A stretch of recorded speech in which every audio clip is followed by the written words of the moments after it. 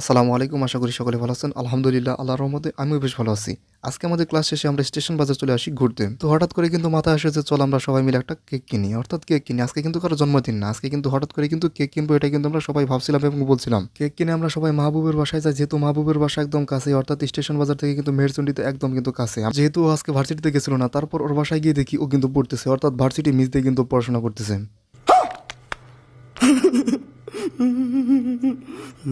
তারপর আমরা সবাই বলছিলাম যে চল আমরা কৃষি অনুষদে যাই এবং কৃষি অনুষদে গিয়ে কিন্তু কেকটা কাটি। তো মাইন বললো যে চল আমরা অয়নের বাসায় যাই। যেহেতু আমরা অয়নের বাসায় এখন পর্যন্ত যাইনি সেই জন্য বললো যে চল আমরা অয়নের বাসায় যাই। অয়নের বাসায় যেহেতু এখান থেকে কাছেও আছে সেই জন্য আমরা অয়নের বাসায় চলে আসি। আমাদের মধ্যে অয়ন যেহেতু অনেক বেশি ফর্সা ছিল সেই জন্য কিন্তু সৌরভ বন্ধু বলছিল অয়ন বন্ধুর ফর্সা হওয়ার গোপন রহস্য।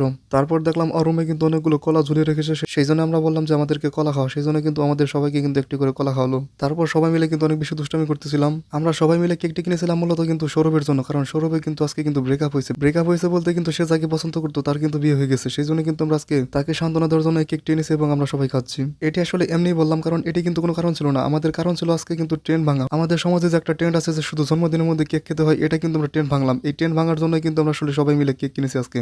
সবাইকে কেক খাওয়াচ্ছিল সেই জন্য কিন্তু অয়ন বন্ধু বলছিল যে আমাকে কেক খাওয়াচ্ছিস না কেন, সেই জন্য কিন্তু অয়নকে খাওয়াই দিল। এরপর আমরা সবাইকে কিন্তু কেক খাওয়াই দিলাম। তো সব মিলে কিন্তু আজকের দিনটা বেশ ভালো কেটেছে, সুন্দর কেটেছে এবং বন্ধুদের সাথে কাটানো মুহূর্তগুলো বেশ ভালো ছিল।